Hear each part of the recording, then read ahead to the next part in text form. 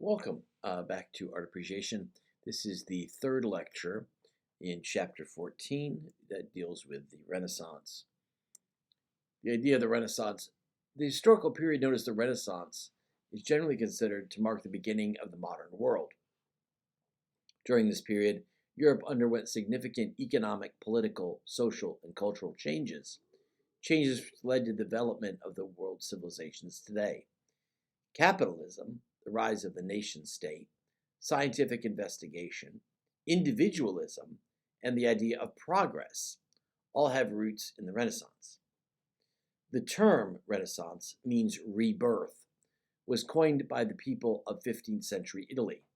They saw their own age as an exciting flowering of arts and culture after what they called the Middle or the Dark Ages. For the leading thinkers of the 15th and 16th centuries, the medieval period was a barrier, gloomy, uncultured period between themselves and the grandeur of ancient Rome. The poet Petrarch wrote, "After the darkness had been dispelled, our grandsons will be able to walk in the pure radiance of the past." The Renaissance view of the medieval period has colored general opinion to this day.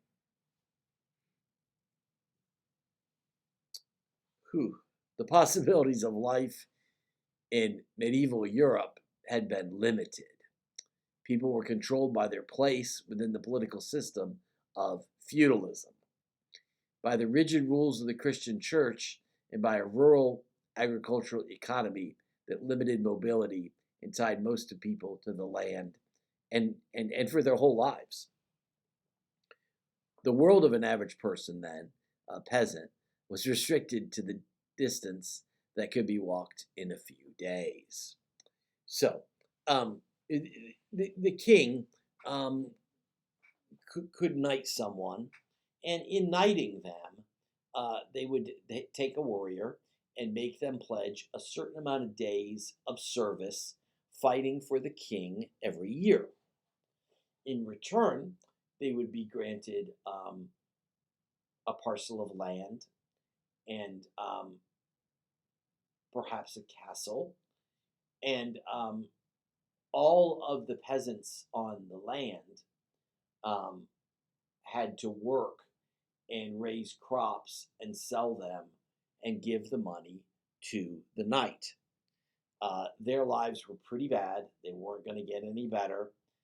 They would be given a small parcel of land next to their grass hut where they could grow food for themselves. But times were not so good. There was no upward mobility.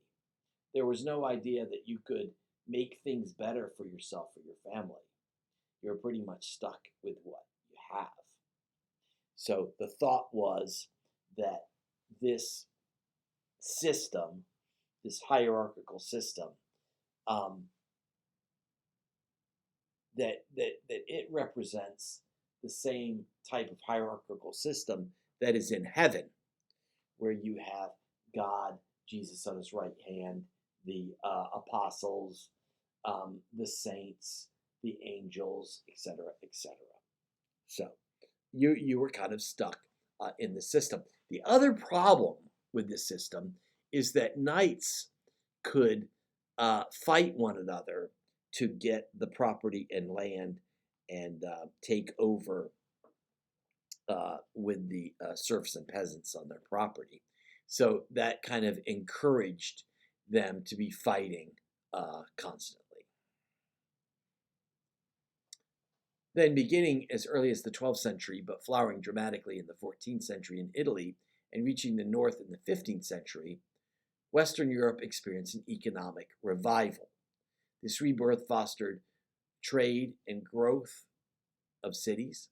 It also resulted in an increase in wealth, learning, and sophistication that had not been seen since the greatest days of the Roman Empire 1,000 years earlier.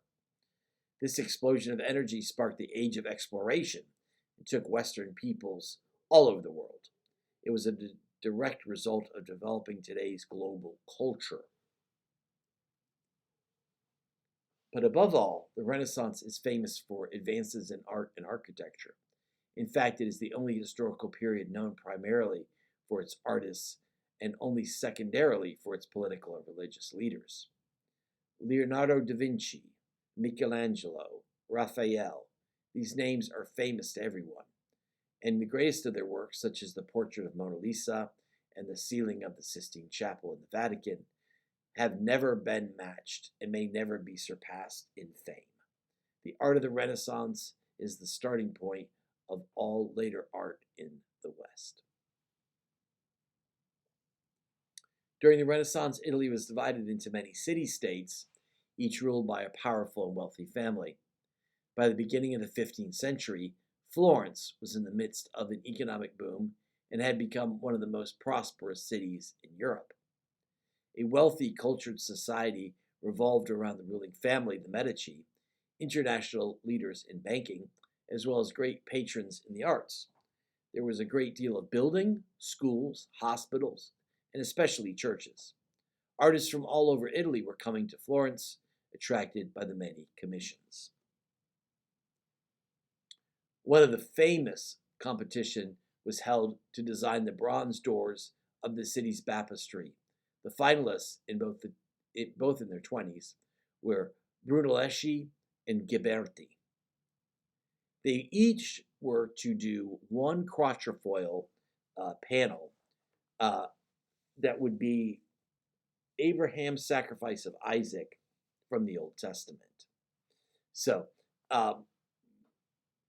in that, Abraham, who always obeyed the Lord, was told by an angel of the Lord, it's great that you're sacrificing these animals and on an altar to the Lord, but next time you do that, the Lord would like you to sacrifice your only son on the altar to him.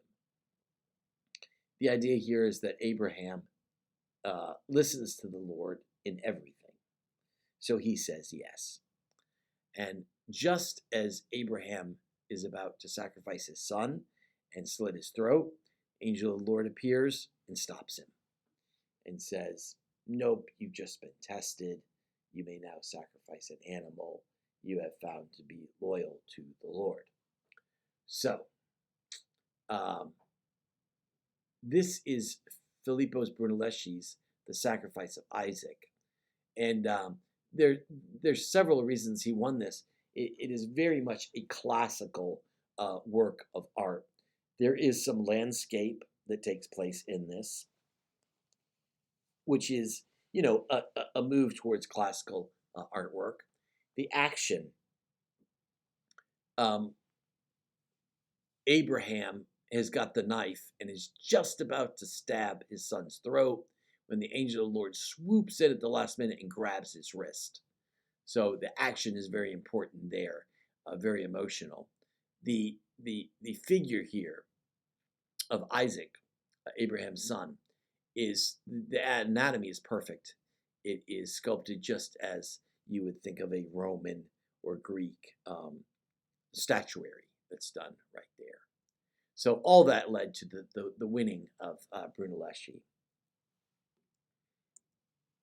The theme was chosen for the challenge of representing a variety of subjects, figures young and old, clothed and nude, as well as animals and landscape, because it was thought to foreshadow the sacrifice of Christ by his own Father.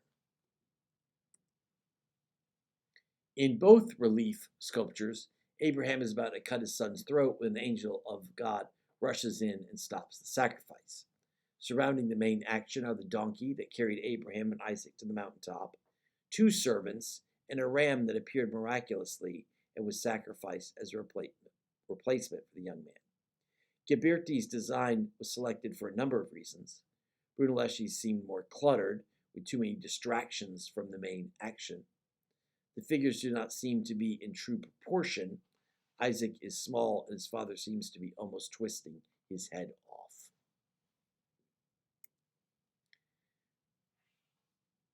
So Ghiberti's The Sacrifice of Isaac competition panel. Ghiberti's, on the other hand, is a masterful composition. He has separated the main action from the rest of the scene with a diagonal cliff. He draws attention to the sacrifice by having Abraham's elbow stick out of the panel so the viewer follows his arm down to the edge of the knife and then Isaac's neck. Ghiberti's angel enters more dramatically than Brunelleschi's. Rather than coming from the left side of in profile, the angel comes hurtling towards us from deep space. What may have clinched his victory, however, was the beautiful figure of Isaac. His nude form was reminiscent of perfectly proportioned statues of the Greeks and Romans. A fascination with the classical age was to be one of the strongest influences on Renaissance thought. Thank you very much, and that is the end of this third lecture.